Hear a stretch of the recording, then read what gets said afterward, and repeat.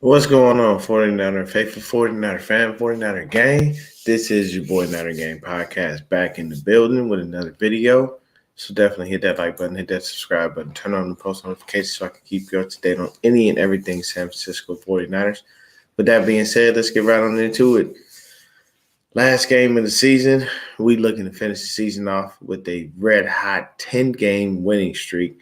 And unfortunately, the Cardinals are coming into this game on a 6-game losing streak that we started. That's the worst part about it. They played us, and then after that, they got beat by the Chargers by 1 point. The Patriots got them, the Broncos got them, the Bucks got them, and the Falcons just beat them. And some of these were like very close games, so it kind of sucks for them. What's going on, Tommy? It sucks for them, but hey, makes it better for us because all we want to do is just make sure we whoop them anytime we play them. Um, Issue for the Cardinals is the injury bug has just destroyed them. So they're down to their third string quarterback, David Blau, and their injury list is flat out ridiculous. Like we had the usual suspects out, same people that we anticipated to be out, but I do believe we will see Debo Samuel and we also will see Elijah Mitchell. Probably just a little bit of light work, get him in there, knock a little bit of rust off. So when the playoffs roll around, we're good. What? Yeah, man. The crazy thing is I watched David Blau in their last game and he was trash. What's going on, Dave? Yeah, he was hot garbage. Like I purposely sometimes will watch competition depending on their situation, just because I want to know what we're going to face. Yeah, Blau was horrible. Very undisciplined. I mean, he can get out of the pocket a little bit. He moves, but there's nothing about him that like scares me with his mobility. He just can move a little bit, not a lot. It is the crazy thing. What's going on, Rocky Mountain Razorback? So the crazy thing is when you look at every facet of the game, we killed them. Like there's nothing where they have an advantage over us. We're on our third string quarterback, a rookie QB who, was Mr. Irrelevant, now is Mr. Relevant, and this guy just doesn't lose. He can't be beat. He's just perk dog. What's going on, man? Yeah, but it's a beautiful thing to be able to see him go from being all Arizona, all everything, turning down Nick Saban in Alabama, going to Iowa State, playing all 4 years, and the only thing that was really limited about him was the arm strength, and you can see that every now and then in some of the stuff, sometimes a little bit of throws.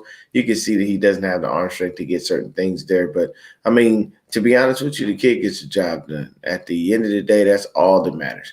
If you can get the job done, that's what we want. And he's been getting the job done. And the cool thing is we're not watching a game going, okay, Brock, go out there, just don't fuck it up. Because that's how we had to feel with Jimmy. When Jimmy went out there, that was my whole mindset for him. Jimmy, just don't fuck it up. Or if you throw that interception, throw it early in the game so we can recover from it. It's just certain things that you knew you had to do or deal with when you had Jimmy Garoppolo versus now having Brock Purdy. The kid's amazing. I believe in him, and I'll tell you this: if that kid takes us to a Super Bowl and gets us a W, yeah, this is definitely going to be probably the hottest topic all off season. And Kyle Shanahan's only going to perpetuate the bullshit because he's going to sit there and not commit to anything. If Brock Purdy wins us a Super Bowl, the first thing they're going to do when everything happens is, hey, who's your starting quarterback next season, Brock Purdy or Trey Lance? And Kyle's going to say some weird shit like, I don't know if Trey Lance will break a fingernail tomorrow and Brock Purdy could jump off a cliff. Like he be out there with these wild ass quotes, man. He be doing too much. But either way, that's the coach. Got to roll with him, man. For me, I do look at this game. What I want to see from our defense is discipline. Did you learn from this last game where we got broke off and we went over there and gave up a bunch of points? Like, are you going to be able to stay disciplined and get right? Next thing as well, I want to see Bosa get home, man. Like he's getting close so often, but he's just not getting home, and it's like, damn, man, he's right there. So I'd like to see Bosa get home a little more often.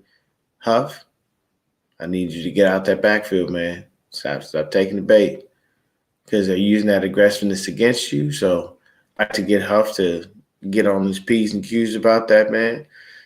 And then pretty much that's it. The last game for our secondary was not a good one because Devontae Adams went the fuck off. But at the same time, when you look at it, you have to just say to yourself, sometimes certain players are going to get theirs. And there are certain guys that just will not be denied. And even when you play them, you can do everything that you think you can, but I don't know. These guys just get theirs. And Devontae Adams had that game, man. He murdered us, straight murdered us. Let's see. Oh yeah. I saw that, Tommy. The NFL has started the season at 65 quarter. That's insane. Like the 65 different quarterbacks and took a snap for the NFL, man. That's straight up crazy. But when it comes down to our running, what's going on, CG? When it comes down to our run, our defense, it's just those minor things that we got to pick up, like getting home, getting to the quarterback, making sure we collapse in the pocket properly, not giving up, and continuing to drive the feet, drive the legs, do what you got to do, and then on top of that, just making sure that as far as our DBs, just tighten up. Demo's got to get better. He's got to get better in that one-on-one coverage and be a little smarter about things. And at the same time, like I said, Huff, get out that backfield, man.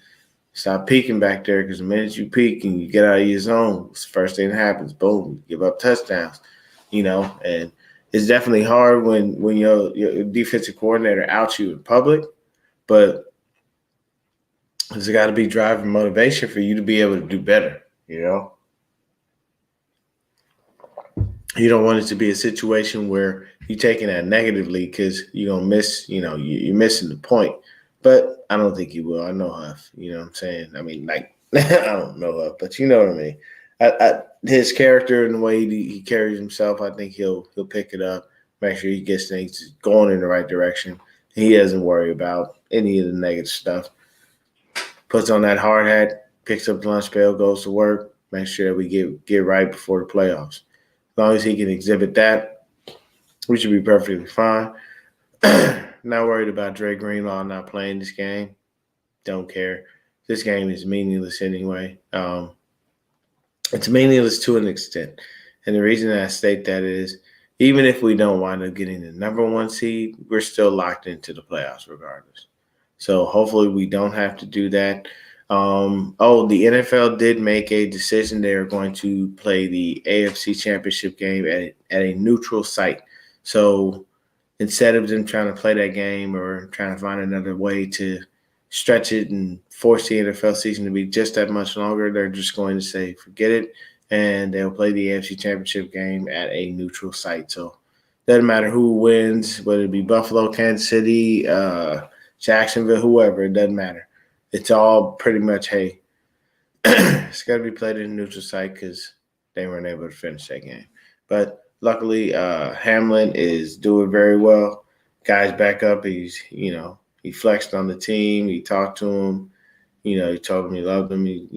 Everybody was very, very, very encouraged by that. So shout out Hamlin and his family. Doing very well, man. And it's a scary thing to go through, injury like that, man. As you get up and then you just collapse, it's definitely scary. But glad the guy's all right. Glad he's back up. Glad he's moving around. He's healthy and everything's going well. But this game, man, unfortunately, I feel like it's gonna be a slaughter, and I don't want to say that because I know usually that's it's not good juju to kind of say something like that. But it's just they're down to nothing. Like they're down to the bare bones minimum of everything. Every part of them is just destroyed in the Cardinals. And the only person there, man, with something really to play for is JJ Watt. This being his last game since he's going to retire. He could try to go off, man. He could try to give us a little bit of problems and push that pocket and do some things and, try to be JJ SWAT here and there. So we got to be ready for him. We got to make sure we game plan for him because he's going to definitely want to go out with a bang. Um, so that's probably the key, man. It's the key to the game is just, do what we always do. Come in, run the ball, make sure we get that going, and then we can get George and Ayuk and Debo going, and we'll be perfectly fine. This game shouldn't be very, very hard to win out. I mean, I'm sorry, I don't see anything from the Cardinals that scares me right now. DeAndre Hopkins is out. Let's just go over the actual. Hold on. Just going over the actual people that are out. So for us, ruled out is Aaron Banks, Jimmy Garoppolo, Kevin Givens, Dre Greenlaw, and Ambry Thomas. Questionable is Armstead and Kinlaw, but they'll probably be fine. Anybody's questionable is usually able to go. Um, they said it was they put McCaffrey and Purdy on there along with Debo, but excuse me, those guys are good to go. So for oh, just give me one moment, guys.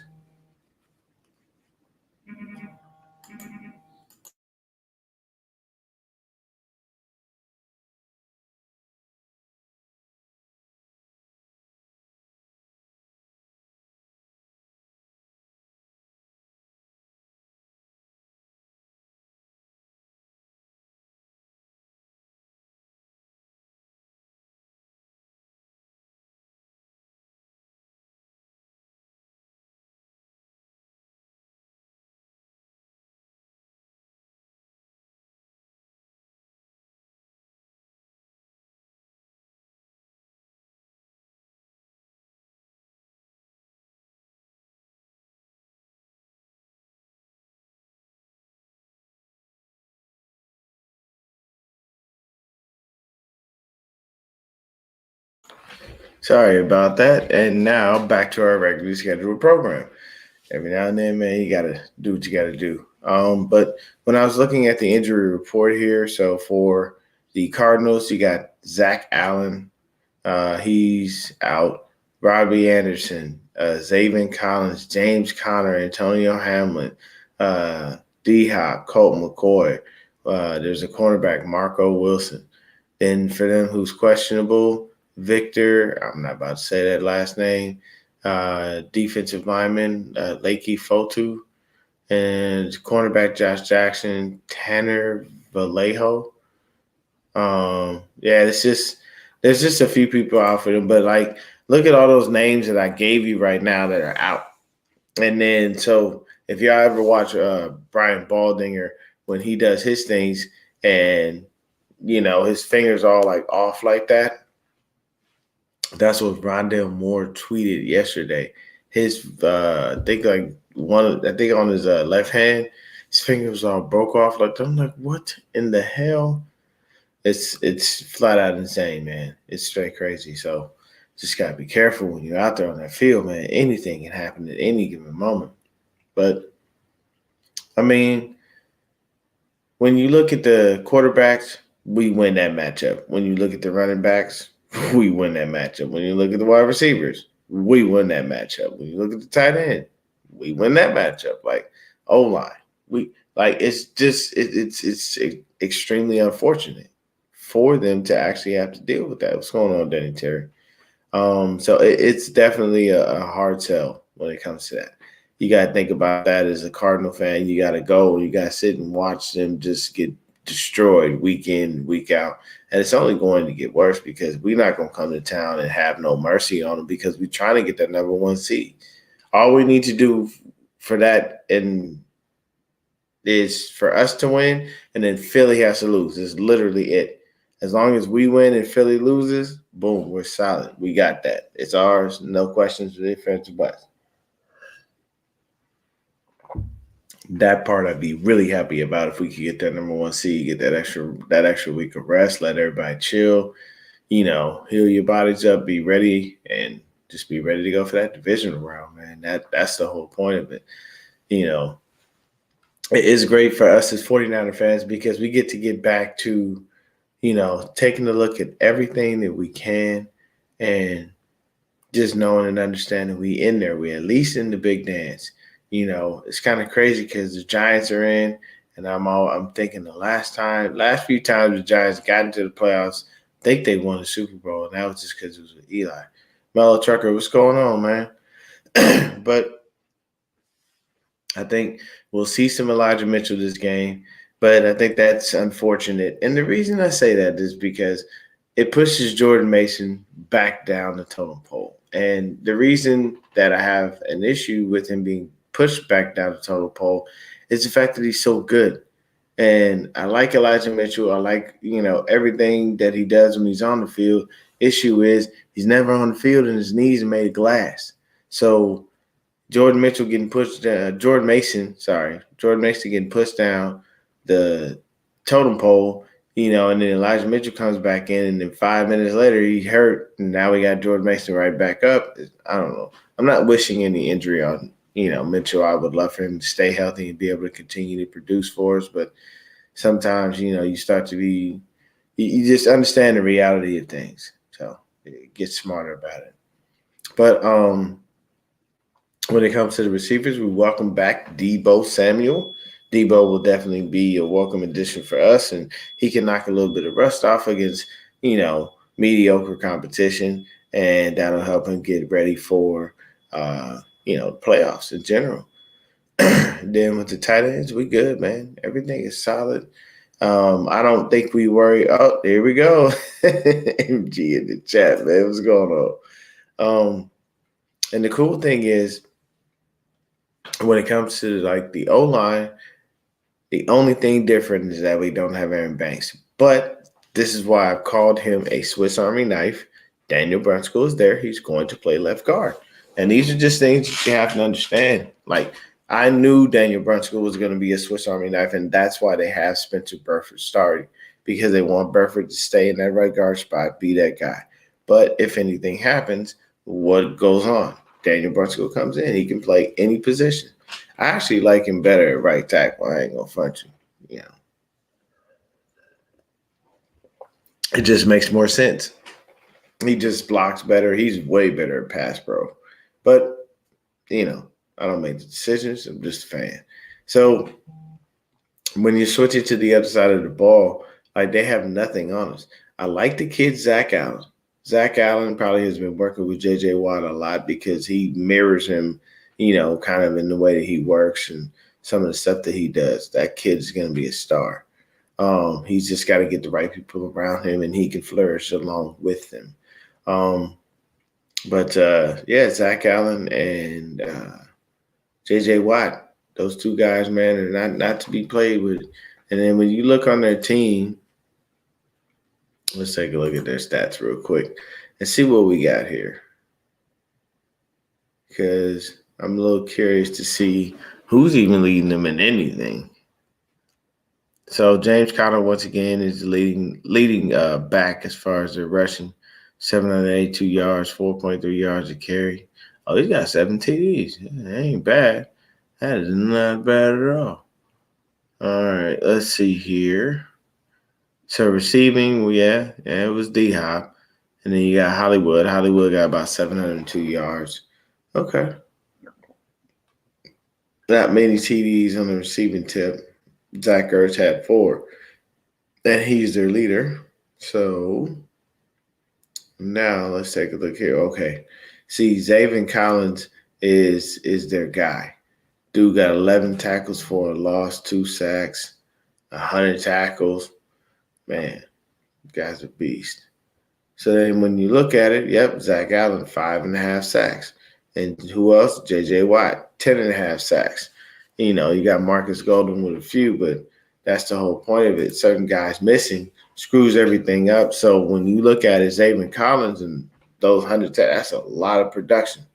And when you don't have those guys out there, it sucks. Screws every single thing up, man. So, you know, Danny, yeah, man. Hopefully, we do see a little bit more of Danny Gray. They used him on a little bit of an end around, and it's no Collins is not playing. That's what I'm saying. Like them missing that kind of production, it bodes well for us. Um, but no, yeah, Danny Gray on the cup on the end around, man, it'd be dope. I would love that because you want him to be able to do so. Like you want him to have a few more touches and let him get involved, man. Because if he gets that opening, he's gone. You know, like he can split the defense, man. Like he's got the speed to get out of there. So it just all becomes a situation of Kyle starting to put plays in for him, and let him do his thing. I don't mind that. I think that would be good, but we shall see. So when you look at special teams in this game, man, we look really good. Rondell Moore, I don't think you're gonna be able to play with your pinky finger out here doing a backwards L or something. I don't know.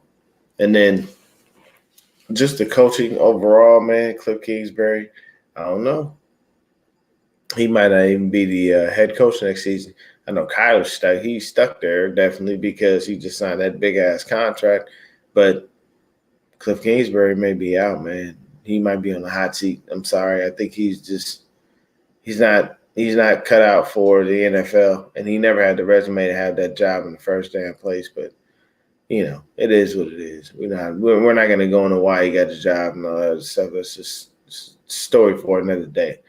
But I'm serious. I think we go in there and kick the Cardinals' teeth in, and we just go ahead and get back home and hope and pray that things have worked out in our favor. And I think all of those games are played at the same time. If I'm not mistaken, I'm going to look at the schedule real quick, and I gotta pick my games. What am I doing? So let's take a look at the NFL schedule. Okay, come on now. Load properly. What is this crap? Okay. Yeah, let's go score it. I don't like the way it looks. It was weird. It was just wasn't. There we go. All right, because we need to be worried about us, the Eagles, and the Vikings. So I'm trying to take a look to see when everybody plays. Okay. So we are the later game at 2:25. And what the heck, man? What am I missing something? I feel like I'm completely overlooking this. Yeah, the Eagles are at 2:25. The Vikings. Where are you, Minnesota?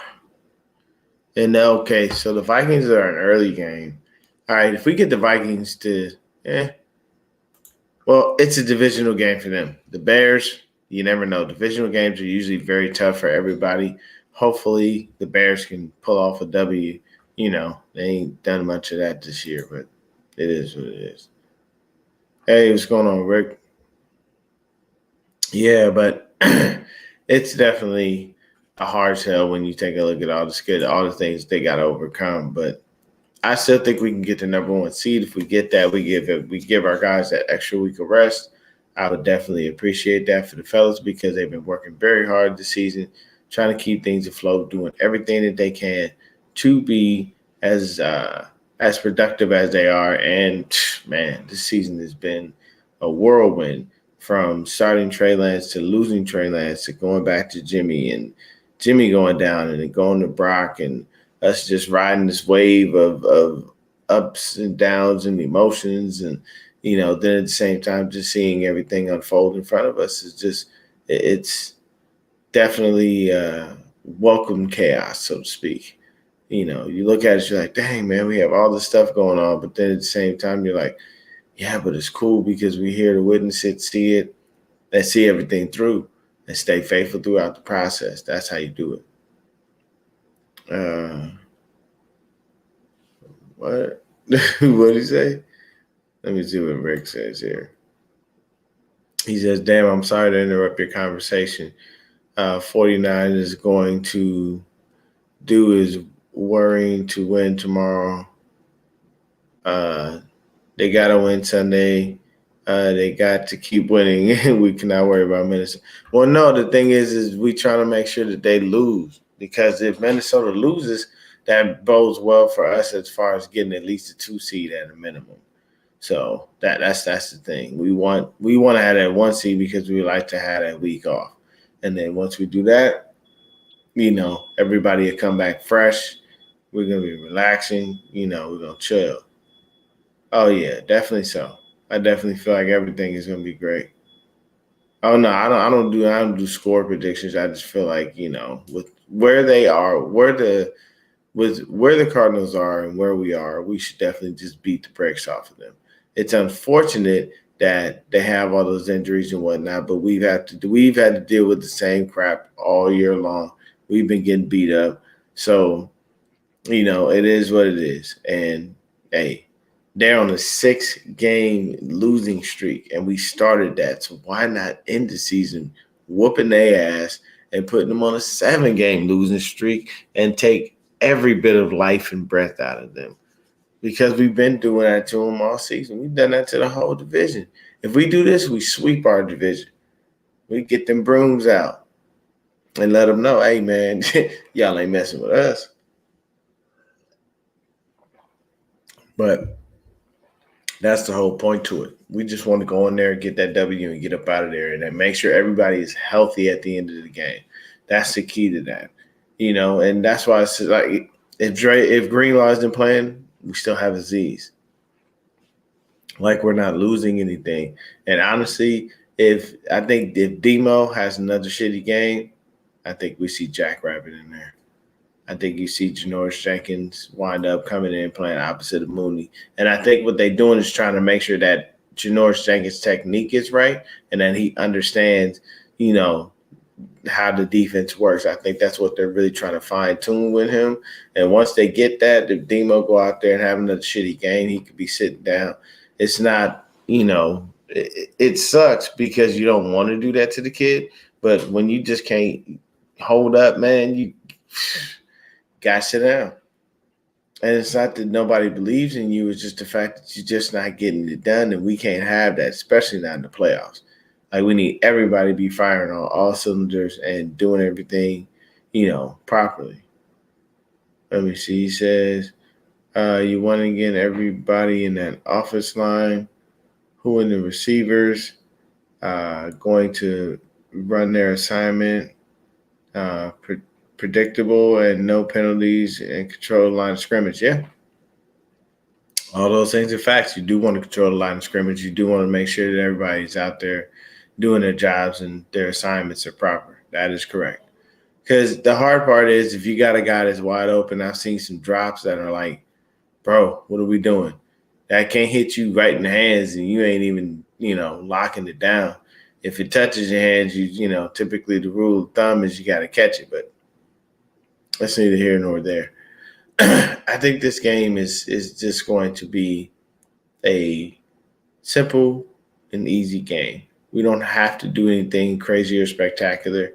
But the beauty of this is if we wind up getting up pretty big, we can just go ahead and put the backups in. Sit our starters, tell everybody, hey, man, go ahead and have a seat, relax, chill, do whatever. We about to go ahead and, kick back and do nothing because they're already at home. So if we get that and the Eagles lose and we're there, that means we already at home. We ain't got a trip. And most of the teams that we face, then their records are gonna be beneath us. So they're gonna have to come to us any damn way. So we'll be good.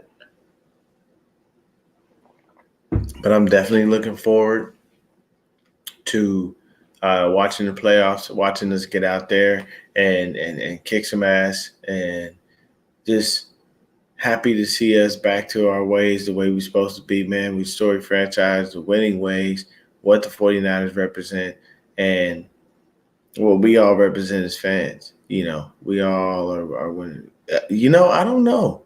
We might get him fired. It depends on the ass whooping we put on him. I can tell you that.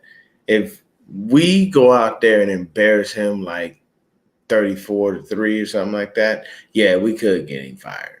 If we go out there and just punch him in the mouth that hard, and with all those guys out on defense and offense and everything like that missing, it's a high probability that could happen. And if it does, oh well, you know what I'm saying?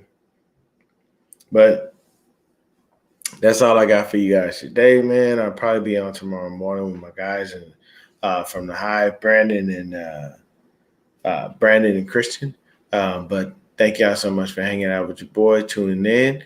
Definitely tell a friend, trying to get to that 500 mark. Once I get there, I will do a giveaway. But thank you so much for tuning in. Stay up, stay blessed, stay faithful. And I'm out this